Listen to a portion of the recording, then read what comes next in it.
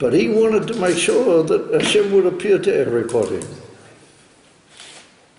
Doesn't matter who you are, Hashem has got to put. And the Rebbe says, the Rebbe Melech HaMashiach said, even the Goyim have got to have a little bit of a yera. You've got to get into them and make them realize that Hashem runs the world, and they've got to keep the laws. They've got to be good people. How much more so the Yidden? They've got to experience Elikus. They've got to have revelation of Elikus. So Yesh Loma, that's in the Tomchei Tmim. The Rebbe wanted that all the Talmidim and Tomchei Tmim should experience Elikus. That Elikus should appear to them. And these guys that I told you about before, they were really into it. They sat the whole day praying, because they were waiting for Hashem to appear to them, and they were sure he was going to do it. And Bildi Sofik that he did. And these guys were big time, I mean. And the Rebbe Hashem looked at this David Haradoka, and he said, oh, that's what I meant. So there's something hidden in all this. It's unbelievable. What is the message of Ram Zokein Bo B'Yomen? You could have Vayer Olo Hashem. But you got to be like Avraham Avinu. He said to Hashem, wait a minute, if you don't mind, and he ran out to the Erechim, and he left Hashem waiting according to one shot. And the Gemara says, Gadola Kabbalas Erechim Mihakbolas Panei Ashchina. That greater is it to run and take in the gas than to receive the Eibush himself. So from that we see that's a Rome Zokim Bo B'Yom. He was Zokim, and Hashem appeared to him. He said, well, wait a minute, Hashem, I've got things to do out there. When you think about it, the Mephoshim don't understand. If you look up the Marshu and the other Goyim, they're looking for a pshat.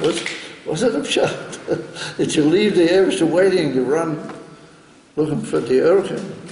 But the Eibush wants this. Yeah. Oh, that's the will of the Eibush. He wants that you should give the Erechim more as a word covered than you give to him Kavyo. It demands a beer. And I can't say at this moment that I got a beer, smooth. I could try different lines, but that's an akuda. That's in it. Therefore you got a Rome. It's okay, and you got Bo B'Yomim. And so that is the message of Tomchei Tmim. And these guys, they became unbelievable representatives of Bo B'Yomim. And it's brutally Sofik that they had Vayer Olo Hashem. Each one in his own life had experience. It's what's called in English a religious experience. They had a Gilui Elikus in their lives, and they became Chayolim. They became Baalei Mesiras Nefesh, that what the general said, that's it. And that's what the Rebbe Rayat said. It's a famous statement. The Rebbe Rayat said that a chosid has to be like a goat. A chosid has to be like a goat. He said, what does a goat do? He said, a goat gives milk and it gives other things, but all for the master. What's going to be it needs to do, eat and everything? The goat relies on the master. He said, he knows the master will give him to eat whatever he needs, and in the meantime he gives chalav and he gives everything. So he said, that's what a chassid is. He said, you have to give chalav. It means you got to give the world hashpoya. What's going to be with you? The Rebbe will have to. Don't worry. The Rebbe will have to. Had he called the master of the goat, he will take care. It's a famous sikha in the Rebbe Rayat. If he said, that's a Rome Zokein Bo B'Yomim. That's the whole thing. We moved down another shlav in history, and the Rebbe Melech HaMashiach, he said, listen, everything is ready. And this week in the Dvar Malchus, I hope that we'll learn on Thursday night. I will learn on Thursday night. Amen. This is one of the most profound and difficult of all the Dvar Malchus. And the Rebbe said that on the Kinnis HaShluchim, Tovshin Nun Beit. That was his Hishtadfut is taking part in the Kinus HaShluchim. And it says that the whole of Vedas HaShlichas from now on is only to teach people the Kabul Pnei Mashiach Tzidkenu. That's what the Shluchim are going to do. And to our great Torah, the Shluchim don't learn that Sikha at the Kinus HaShluchim. They learn other Sikha, but they don't learn that one. Maybe this year they will. But anyway, that's what the Rebbe says over there, clearly. That the whole thing now is only to teach all the people of the world how to be Makabel Pnei Mashiach Tzidkenu. But we're holding on big time. And I don't see that the world is earning by putting it off. You know?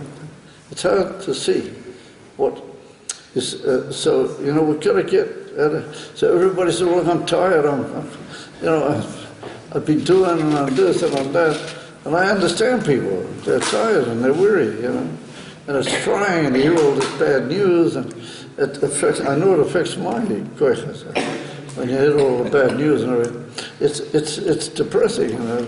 But we gotta be besimcha. We gotta help other people to be besimcha. Or besimcha's hagiula. We gotta bring that message. And that's the last inyan. What we gotta do is to teach everybody that we kabel pnei Mashiach Tzidkenu. Therefore, I would say, my humble suggestion, that it bothers me, the situation. We're at war. It's a war. And there's threats from outside, and hafchadot, and all sorts of mises. It's not a simple situation. So I think what we're going to do, it's called MAR-HESHVAN. We're all going to get, each one in his own, deep inside himself, he's got to know that the Rebbe produced people, that they were prepared for anything. They were prepared for anything, and they were highly based on it, real. So we can't meet that bill. It's hard for us to be that way. But Tomchei Tmima starts with Chesidah. And particularly if you learn the Rebbe's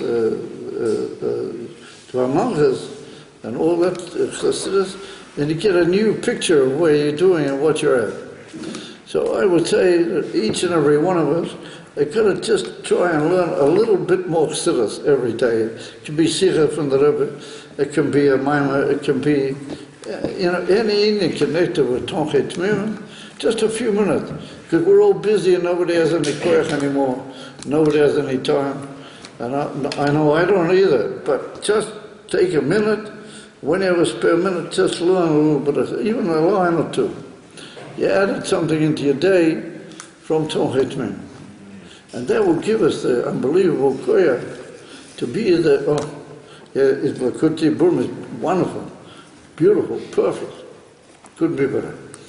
Anything from the Rabbi, and that will give us the power to be Makabel Pnei Mashiach Tzidkenu. What the Rebbe says, that's the last move.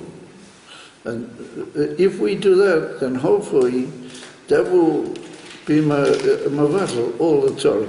Because we've got to find, each and every one of us, we've got to do something, you know. And I feel very uncomfortable that, what am I doing? What am I doing to help? So we've got to try, each and every one of us. Yeah, I'm already an old man, they're not going to take me back in the army, that's for sure. And, I said, so what can I do? I said, I can add, in the eiches and in the quality of what I do through a word of Chesidas, and particularly something from the Rebbe which shows us the way, lights up the derech, and you say to yourself, why didn't I realize this myself? Because what the Rebbe says is so powerfully simple. Right. He sort of puts it into various limudim, but it's basically a very simple sort of a calculation. And so you say to yourself, well, why didn't I realize that? Because that's what's so difficult. And having done that, all we can do is just be more serious 2 minutes a day. And have in mind that with that, we're being mavad all the clippers. All the clippers were in Farbrengen. And so I was traveling in a taxi this morning, So he said to me that he heard that the Daesh or whatever, they said they're going to come in and slaughter everybody or something. So I said to him, Direh, me yishchot at me. We'll see who's going to slaughter who. That's right. That's right. They're going to lose. And it's not that we're going to slaughter them physically, but we can slaughter them with a few words of sinners. I'm positive. That we can set everything right. And we are the Chayil based Lord. We're the people. We are the ones.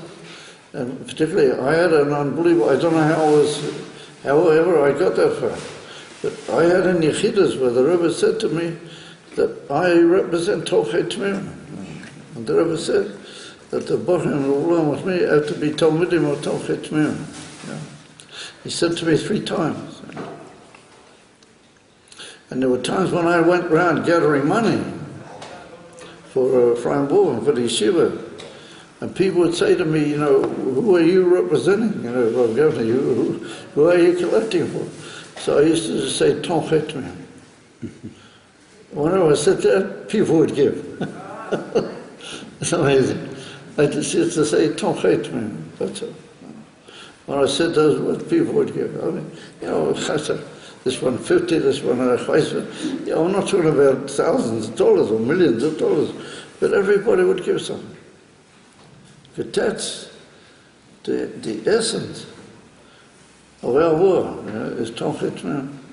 And when Hashem Shalom was that we live the message of Tolchei Tmim, and we be with all the Rabbeim there together, and we should know that we're going to be afraid. In other words, we're going to be afraid of the Achrayut, but nonetheless we've got to take it. Nonetheless we have to take the Achrayut. And Hashem will know that Be'ez Hashem, there'll be bittul kol klippers, and they won't touch anymore. We say every day in davening, Al tigu bim shichoi. These kinder, they're the Mashiachim of the Eibishter. I mean, they're the children's children of the Der of the Shoya. Thousands and thousands of Yidden were one Islam. How can that be? So we've got to stop it. And how do we do it? We learn a word, Lakuti Diburim. We learn just before you go to sleep or something. You add another couple of lines of chassidus into your life every day, and it's going to be another world. Chaim. On the bracha. Chaim Yosef. Chaim MAR-HESHVAN, thank you for all your help and for all your assistance. Chaim. On the bracha, Rabbi. My birthday. Yeah? My birthday. Mazel tov, mazel tov. Mazel tov. יום הולדת? כן, שנה שעברה. So listen guys,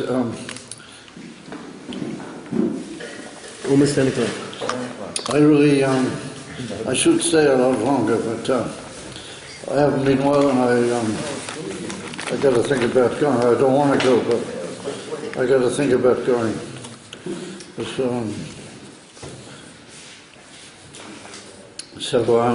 I just want to tell you an amazing thing that happened to me. I heard from that a story, because I used to go for stories. That was one of my big things. So once, when I was making a chasna of one of my children, I came in about this time of the year to the old Orlando's house, and I said I want to invite him to the chasna. Now he had gone through a very serious accident with his leg. He'd broken a leg, and he was an elderly man, very elderly, and he's had an operation and everything. So he said, look, I don't move around very much now.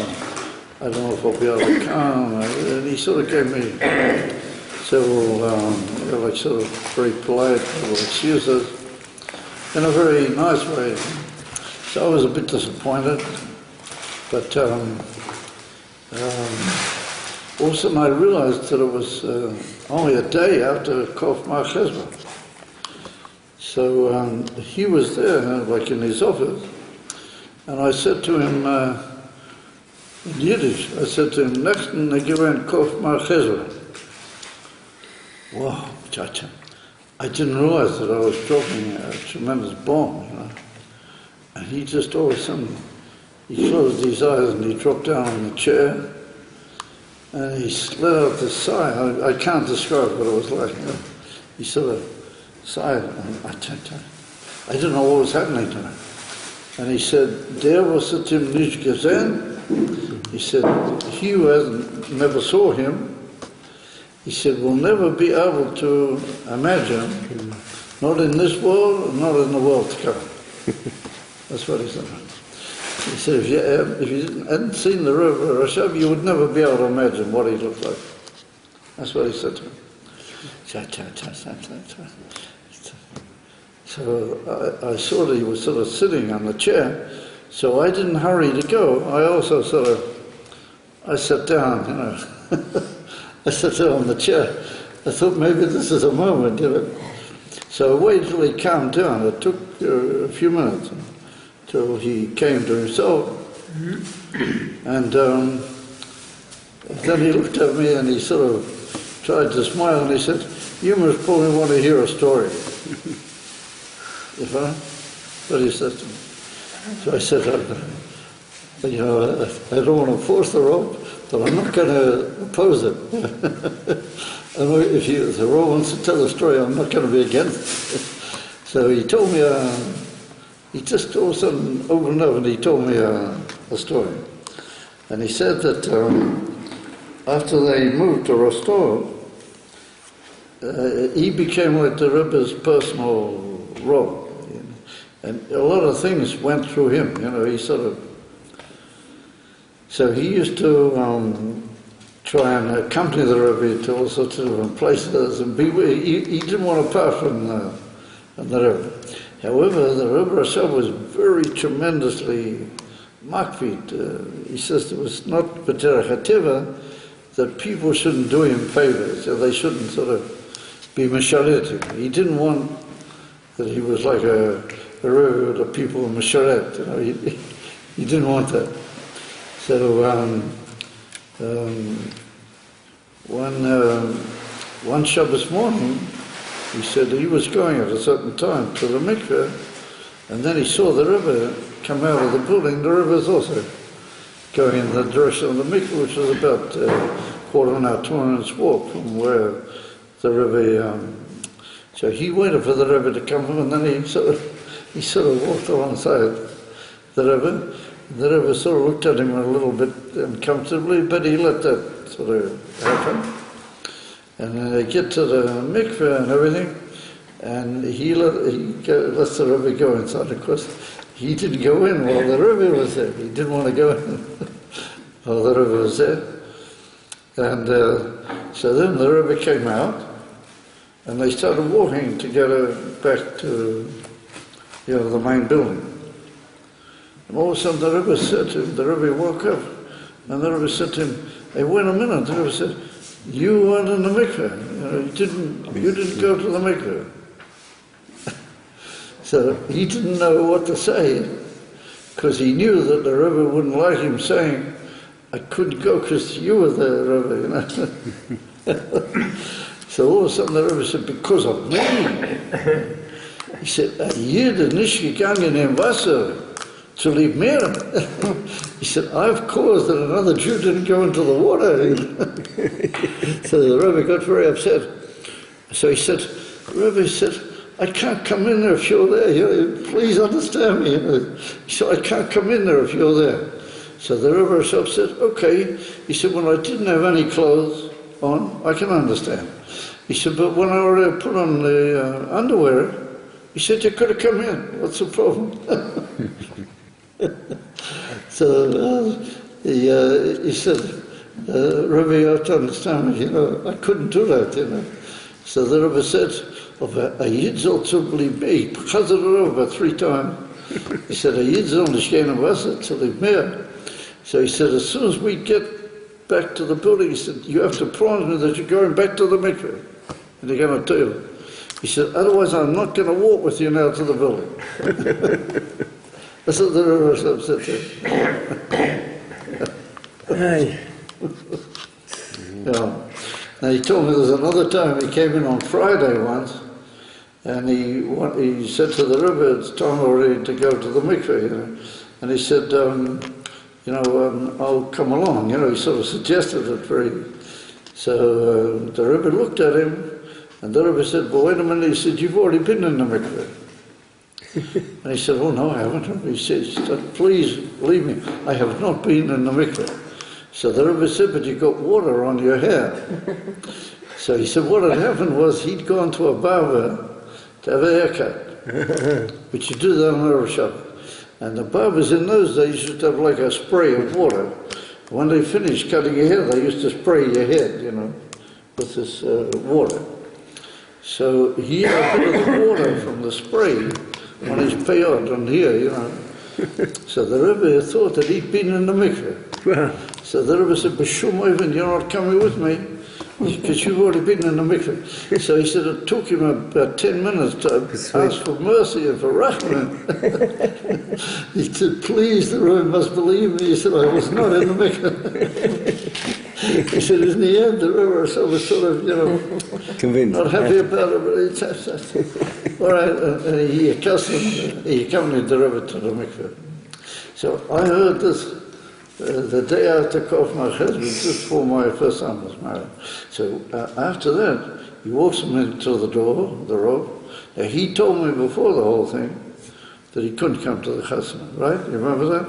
So we get to the door, all of a sudden he says, he said, do you know something about the chasna? He was just in such an amazing mood. He said, about the chasna? He said, I have an idea. He said, my two sons have cars. He said in English the word car. He said, my two zin, meaning Moshe and Elio, he said, they've got cars. He said, ik wil phone and I have a car. He said, I will travel in one of their cars. And he said, I'm coming up to Chasna. So he said, he came. There's a picture of me accompanying him from the car into the place where he sat in the hall. There's a picture of me accompanying him. What year was that? That was, that would have been about Toshin, I'll tell you, that would have been about Toshin Mem. 1980. Toshin Lamites, Toshin. He was so full with fulfillment that he told a couple of stories about the river. He just changed completely. And he said, now I'm coming to the chasna, everything's fine. Okay, so listen, we should talk a lot more, and there's incomparably much more to be said. But what can I do? I'm just not well. And I got tomorrow shirim, and I don't want to blow everything. So, and I got to get a few hours sleep. Now, what can I do? So, well, that's it. Next time, we should start at 6 o'clock or 6:30 instead of 8 o'clock. Yeah, in the winter. It's too late. It's like midnight, you know. Anyway, that's 6:30, 6 o'clock, 6:30. I think, Moshe? Moshe, are you okay, Moshe? You want to maybe sleep in my house? Or? Okay. And I'm going straight home. Teamwork, guys. We'll be in touch. Driving Rabbi. I'm sure we'll, Are you going?